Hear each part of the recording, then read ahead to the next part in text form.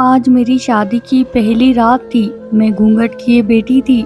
मुझे बहुत अजीब लग रहा था कि चंद ही लम्हों में मैं हमेशा के लिए किसी और के हाथों में पहुंच जाऊंगी। और यह शादी मेरी अपनी मर्जी की थी, बल्कि यूं कहिए कि मुझे राजन शुरू से ही पसंद था। मेरे बाबा को राजन एक आंख नहीं भाता था। बाबा कहते थे कि राजन अनपढ़ है, यह किसी काम का नहीं है, पर मुझे लगता था कि बाबा खामखा शक का शिकार है। बाबा को राजन इसीलिए नहीं पसंद है कि वह एक मीडियम से घराने से संबंध रखता था।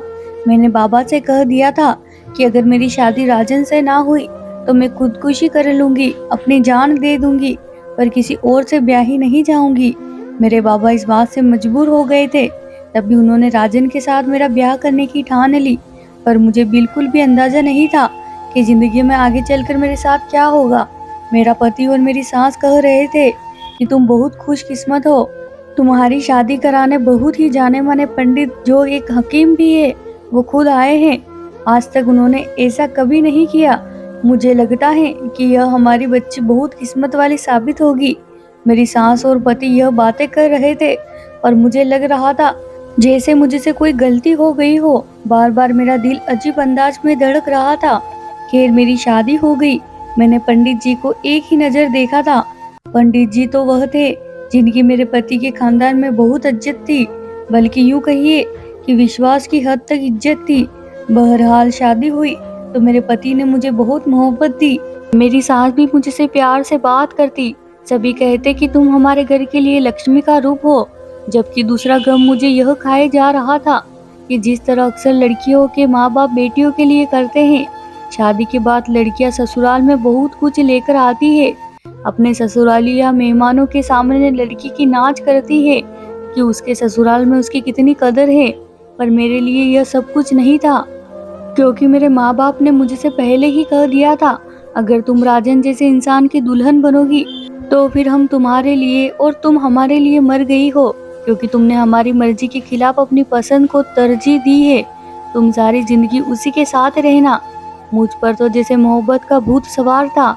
मैंने अपने माँ बाप की इस बात पर पहले तो गौर नहीं किया, पर फिर ससुराल में आकर मुझे अंदाजा हुआ कि माँ बाप की मोहब्बत कुछ और ही होती है।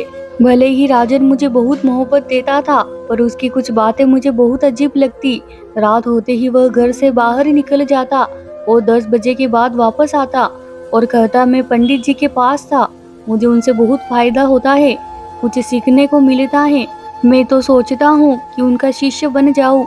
राजन की बातों पर मैंने कभी कोई खास ध्यान नहीं दिया था, क्योंकि वह अपने पंडित जी से वफादारी रखता था और मैं कोई बात उसके बारे में नहीं करना चाहती थी जो उसको बुरी लगे। फिर कुछ दिन बाद ही मामला बिगड़ने लगा। मेरी सास मुझसे कहने लगी कि तुमने अभी तक कोई औलाद पैदा करने का नहीं सोचा। मैं खामोश हो गई। औलाद पैदा करना कभी इंसान के बस की बात होती है? यह तो ईश्वर की देन है, जिसे चाहे दे और जिसे चाहे ना दे। इस बारे में हम तो कुछ नहीं कर सकते।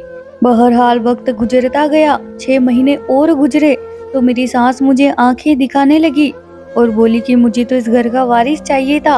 राजन ने तुमसे मोहब्बत की शादी की, वरना अगर राजन की शादी ना होती तो मैं अभी तक कोई और लड़की देख भी चुकी होती, ताकि इस घर का वारिस तो आए। मैं उनकी बातें सुनती तो मुझे बड़ा बुरा लगता। आखिर उस घर में ऐसी कौन सी दौलत थी जो कि इनको उसके लिए वारिस चाहिए था? कौन सी जमीनों के तांते बंधे थे जिसके लिए वारिस ना भी होता तो कुछ जमीन बर्बाद हो जाती या दूसरों के हाथों लग जाती। लेकिन मेरी सास को कौन समझाता। 6 महीने और गुजरे कि मेरे पति ने भी यह रट लगाना शुरू कर दी। बोला कि मुझे अपनी नस्ल बढ़ानी है। तुमने तो अभी तक मुझे औलाद की खुशखबरी ही नहीं सुनाई। अब राजन का रंग खिलकर सामने आने लगा था। मैं अब बाबा की बातों को याद करने लगी कि राजन का पूरा खानदान ही अनपढ़ है। वह मेरी बातों को अहमियत नहीं देते थे। बेटा, कहते हैं कि औरत के नसीब में औलाद होती है, और जिस औरत के नसीब में औलाद ना हो उसमें जरूर कोई ना कोई कमी होती है, उससे ईश्वर नाराज होता है। पंडित जी भी यही कहते हैं। मैं उसकी बातें सुनकर बहुत डर जाती थी कि कहीं अब मुझे अपने घर वालों से ही मदद ना मांगनी पड़ जाए, क्योंकि उन्होंने तो हमेशा के लिए मुझसे संबंध खत्म कर लिया था। बहरहाल एक रात मेरा पति मुझे लेकर घर से बाहर निकल गया। बोला कि मैं पंडित जी के पास जाऊंगा तो तुमको भी ले चलूंगा, जरूर वह तुम्हें अपना आशीर्वाद देंगे।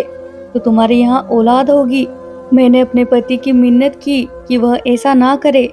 मुझे उस पंडित पर जरा भी यकीन नहीं है, पर मेरे पति को इस बात पर बहुत गुस्सा आया। बोला कि तुम्हें चलना ही पड़ेगा, तुम पंडित जी के पास नहीं जाती, इसलिए तुम पर अभी तक ईश्वर की कृपा नहीं हुई। वह जरूर तुम्हें पापों से मुक्त करेंगे, तभी तो तुम औलाद पैदा कर सकोगी। मैं उसकी बातें सुनकर हैरान होती। बड़ी मुश्किल से मैंने उससे हाथ छुड़ाया और घर के अंदर आई। सासू माँ को भी सारा किस्सा पता चल चुका था।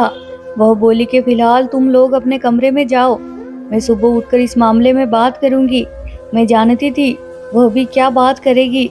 सुबह हुई तो मेरी सास ने आकर मुझे वार्निंग दी कि अगर तुमने 1 महीने में बच्चा पैदा नहीं किया तो तुम्हें पंडित जी से इलाज करवाना ही पड़ेगा, या अगर तुम्हें बहुत नाज है अपनी दौलत पर तो अपने बाप से कहो कि तुम्हारा महंगा इलाज करवाए। हमें तो बच्चा चाहिए, हमने शादी बच्चे के लिए की थी। मेरे बेटे को तुमसे मोहब्बत जरूर थी, पर तुम उसे ज्यादा पसंद करती थी, इसलिए यह शादी तुम्हारी मर्जी पर हुई है। मैं यह बातें सुनकर बहुत परेशान होती, और 1 महीने की मोहलत मुझे दी गई थी। मुझे इस महीने में उस ईश्वर से खूब प्रार्थना की कि मुझे औलाद की खुशी दे दे, पर जिसने अपने माँ बाप का दिल दुखाया है उसे क्या मिलता। 1 महीने बाद भी मेरी झोली खाली थी। अब मेरी सांस के तेवर बिगड़ गए। मेरे पति ने भी कहा तुम्हें मेरी बात माननी ही पड़ेगी, क्योंकि मैं तुम्हें इस घर में बंजर जमीन की तरह नहीं देखना चाहता। मुझे तुमसे औलाद की खुशी चाहिए। मैं खूब समझती थी कि मेरा पति ऐसा क्यों कर रहा है, इसलिए कि मेरे मायके वाले मुझसे नाराज थे और राजन जो भी चाहता मेरे साथ कर सकता था। उसे मेरे मायके से किसी किस्म की कोई हिमायत का सामना नहीं करना पड़ रहा था। इसी वजह से वो दिन ब दिन मेरे साथ अपना रवैया बुरा करता चला जा रहा था। यहाँ तक कि मेरे पति ने ये भी कह दिया कि अब तुम्हें पंडित जी के पास चलना ही होगा, वरना तुम मेरी जिंदगी से निकल जाओ। मजबूरन मैं तैयार हो गई। वह शाम का वक्त था, तकरीबन 4 बजे थे। यह शनिवार का दिन था। मुझे अच्छी तरह याद है, अच्छी तरह इसलिए याद है क्योंकि उस दिन मेरे साथ बहुत बुरा हुआ था, ऐसा जो मैंने सोचा भी नहीं था। मेरे पति ने मुझे चादर से चेहरा ढकने का आदेश दिया। मैंने काले रंग की चादर में खुद को लपेट लिया, जिसमें मेरा रूप खूब ढक चुका था। मैं पंडित जी के ठिकाने पर पहुंची। वहां मुझे अंदर एक कमरे में ले जाया गया। यह एक बदबूदार कमरा था। भगवान जाने मेरे पति रोजाना यहाँ आकर घंटों कैसे गुजारते थे, और यह पंडित भी कितना पागल था जो मेरे पति को बुलाकर उससे घंटों बातचीत करता रहता है, और ना जाने उसे क्या क्या ऐसा कहता जिससे मेरा पति उसका दीवाना होता चला गया। बहरहाल मुझे उस पंडित के सामने बैठाया गया। मेरा पति नजरें झुकाए बैठा था और वह नीचे आंखें फाड़कर मुझे देख रहा था। मुझे देखते ही उसकी आंखों में चमक आ गई, और यह चमक मैं अच्छे से महसूस कर सकती थी। मैं जानती थी कि यह कोई ठीक आदमी नहीं है। जिस तरह से वह मुझे देख रहा था, उसकी नजरें बहुत बेहया थी। मुझसे ज्यादा देर उसके सामने बैठा नहीं गया, और वह इस कदर शातिर इंसान था कि तेज आवाज में कुछ मंत्र पढ़ने लगा, पर उसकी नजरें मुझ पर ही थी। मेरा पति तो यूं सर झुकाए बैठा था जैसे उससे ज्यादा अच्छा इंसान इस दुनिया में कोई नहीं है। खैर 2-4 मिनट गुजरे तो मेरे पति को देखकर पंडित जी ने कहा, तुम दोनों इधर ही बैठो, मैं कुछ लेकर आता हूँ। नौटंकी पंडित हमारे सामने से उठा और कुछ लेने अंदर वाले कमरे में चला गया। मेरे पति ने मुझे नजरें झुकाने का आदेश दिया। मैंने ऐसा ही किया। 2 मिनट बाद आया तो उसके पास एक रजिस्टर था जिस पर कुछ उसने आड़ी तिरछी लकीरें खींची हुई थी। मेरा पति उसे देखकर कहने लगा, पंडित जी अपनी मेहरबानी से हमें बता दे कि बच्चा कब होगा। पंडित जी जैसे हवा में घूरने लगा, जैसे बहुत ही बड़ा कोई काम अंजाम दे रहा हो। फिर थोड़ी देर बाद सोच वाले अंदाज में बोला, तुमको बच्चा तभी होगा जब तुम कोशिश करोगे। मैं उस नीच की तरफ हैरान होकर देखने लगी कि ये ऐसा क्यों कह रहा है। मुझे अपने पति का लिहाज ना होता तो मैं उसे वहीं पर सुना देती, पर मैं खामोश रही। फिर उसने हम दोनों को अलग अलग कमरों में भेज दिया। मुझे उसकी यह हरकत भी बहुत बुरी लगी, पर मैं चुप रही।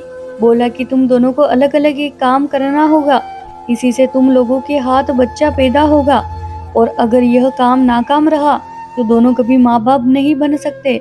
इसलिए जो मैं कहूँ उस पर सख्ती से काम करना। मेरे पति ने हाँ में सर हिला दिया। उसे तो पंडित की बात पर पूरा यकीन था। मैं भी चुप थी। फिर मेरा पति दूसरे कमरे में चला गया और मैं उसी कमरे में बैठी रह गई जहाँ मुझे पंडित जी ने बैठने को कहा। मुझे डर भी बहुत लग रहा था। मुझे ऐसा लगता था जैसे मेरा पति मुझे बहुत बुरी जगह पर ले आया है। थोड़ी देर बाद पंडित ने अपने कमरे का दरवाजा बंद किया और मेरे सामने आकर बैठ गया। अब तो उसके शरीर से मुझे और भी ज्यादा घिन आ रही थी और पति की गैरत पर अफसोस हो रहा था। जो दूसरे कमरे में बैठा था उसे मेरी फिक्र नहीं थी। उसे पंडित पर कुछ ज्यादा ही भरोसा था। किसी मर्द को औरत के मामले में दूसरे मर्द पर भरोसा नहीं करना चाहिए। पंडित मेरे सामने बैठ गया। यह एक अधेड़ उम्र व्यक्ति था। अगर बूढ़ा होता या कमजोर होता तो मैं फिर भी इतना खतरा महसूस ना करती जितना मुझे इस वक्त जवान पंडित से खतरा महसूस हो रहा था। फिर वह मेरे सामने एक छोटी सी शीशी खोलते हुए बोला, यह वह दवा है जो तेरी किस्मत बदल देगी। तुमने इसे अपने चेहरे पर लगाना है। और हाँ, खबरदार 30 दिन तक अपने पति के पास मत जाना, वरना तुम कभी औलाद नहीं पैदा कर सकोगी। मैं उसकी बात सुनकर हैरान ही रह गई थी। जी ठीक है, मैंने धीमी सी आवाज में कहा। तो वो हल्का सा मुस्कुरा दिया। तू बहुत पाकीज़ा है, तेरा खानदान भी बहुत अच्छा है, लेकिन तू जानती है कि इंसान को सब कुछ नहीं मिलता। उसे जो मिलता है वह पूरा नहीं होता। तू यह दवा उसमें से निकाल कर अपने चेहरे पर लगाएगी तो देखना कितना ज्यादा असर होगा। तेरा पति तुझसे इतनी मोहब्बत करेगा कि कभी सोचा भी नहीं होगा। उसने मुझे वो गंदी सी शीशी पकड़ा दी और कहा कि इसे अपने चेहरे पर मल लेना। मैंने धीरे से वह शीशी अपने हाथ में पकड़ी और कमरे से बाहर आ गई, पर उसकी नजरें मुझे ठीक नहीं लग रही थी। मेरे पति को दूसरे कमरे में जाकर न जाने क्या कहा कि वह वापसी पर हम दोनों वापस आ गए तो मुझसे एक बात भी नहीं की। मुझे लगा जैसे पंडित ने हमारे रिश्ते को खराब कर दिया हो। राजन तो मुझसे बेपनाह मोहब्बत करता था, पर अब लगता था कि वह मुझसे नफरत करता हो। घर पहुंचकर वह अपनी माँ के कमरे में चला गया। मैं परेशान बैठी थी। उसने जो दवा मुझे दी थी वह तो मैं बिल्कुल भी अपने चेहरे पर मलने का सोच भी नहीं सकती थी। फिर सोचा क्या पता इतनी बातें करता है, हो सकता है उसकी बात में कोई सच्चाई हो। पर मुझे हमेशा से माँ ने बताया था कि कोई भी नई क्रीम लगाने से पहले हाथ पर लगाकर चेक करना। अगर उसे जलन हो तो उसे कभी भी ना लगाना। मैंने ऐसा ही किया। पति के आने से पहले मैंने हाथ पर यह दवा लगाकर चेक की, मगर मुझे अपनी स्किन पर जलन महसूस हुई। इस बात पर मुझे शक हुआ कि पंडित की यह दवा मुझे बिल्कुल भी इस्तेमाल नहीं करनी चाहिए। मेरा पति रात को कमरे में आया तो उसने फौरन ही रोशनी बंद कर दी और बोला, पंडित जी ने कहा है कि 30 दिन हमें इस तरह रहना होगा कि हम लोग एक दूसरे से दूर दूर रहे और फिर 30 दिन बाद ईश्वर हमें औलाद जरूर देगा। तुम भी मेरी बात पर अमल करो। हम सारी रात प्रार्थना करेंगे, ईश्वर की पूजा करेंगे तो उसे हम पर रहम आ जाएगा। मैंने कहा, प्रार्थना पूजा पाठ तो जरूर करनी चाहिए, उससे तुम्हारी आंखों पर बंदी पट्टी भी खुल जाएगी, तुम हकीकत देखने के काबिल हो सकोगे। मेरे पति ने मेरी बात का कोई जवाब नहीं दिया, पर मैंने ईश्वर से प्रार्थना की कि ऐसे झूठे इंसान से मुझे निजात दिलाए, मेरे पति को भी उस झूठे हकीम पंडित के असर से आजाद करे। यहाँ तक कि सुबह हो गई पर मेरी आंख नहीं लगी। मेरा दिल बहुत घबरा रहा था। 2-3 दिन गुजरे, कुछ भी ना हुआ। मेरे पति ने मुझे कहा कि पंडित जी ने हम दोनों को फिर बुलाया है, हमें दवाइयों के लिए फिर जाना होगा। मैं बहुत तंग आ चुकी थी, पर फिर भी अपने पति के कहने पर उसके साथ चल पड़ी। उसके उसी ठिकाने पर पहुंचकर मेरे पति ने कहा कि तुम अंदर चली जाओ, अगर मुझे बुलाए तो बाहर आके मुझे खबर कर देना, मैं खुद ही अंदर आ जाऊंगा। मुझे अपने पति की नासमझी पर अफसोस हो रहा था। मेरे बाबा सही कहते थे कि राजन और उसका पूरा खानदान ही अनपढ़ गवार है, उन पर कभी एतबार नहीं करना। अब मुझे समझ आया था कि भाई ऐसा क्यों कहते थे।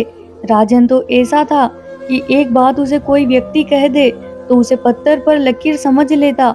बस उसे मेरी ही बात समझ नहीं आती थी, क्योंकि वह औरत को कम अक्ल समझता था। बहरहाल पंडित जी ने मुझे अपने कमरे में बुला लिया। मैं उसके सामने बैठी थी। उसने अपने कमरे में अचानक से तेज रोशनी की तो मुझे आंखों पर चुभन होने लगी। वह मेरे चेहरे को गौर से देखने लगा और बोला, लगता है तूने मेरी दवा इस्तेमाल नहीं की। मैंने कहा कि तभी तो मेरे चेहरे पर इतनी लाली छाई हुई है। तो वो हंसकर बोला, यह तो बात ठीक है, पर यह लाली मोहब्बत की भी हो सकती है। उसने पूरे सुकून भरे अंदाज में कहा। मैंने उसे उसी तरह देखा और उसकी बात का कोई जवाब नहीं दिया। कुछ सोचकर वो बोला कि कोई बात नहीं, तुझे मैं एक दवा और देता हूँ और यह अपने चेहरे पर लगा लेना, इतना असर होगा कि तू सोच भी नहीं सकती। तुम्हारा पति तुमसे मोहब्बत करेगा। मैं उससे यह पूछना चाहती थी कि इस दफा से आखिर होगा क्या, पर वह बोलने की नहीं देता था। मेरी आंखों में इस तरह बेशर्मी से देखता कि मैं खुद भी नजरें झुकाने पर मजबूर हो जाती। जैसे ही उसने दूसरी दवा दी, मैंने वैसे ही तुरंत उसे अपने पर्स में रख दिया और कमरे से निकल गई।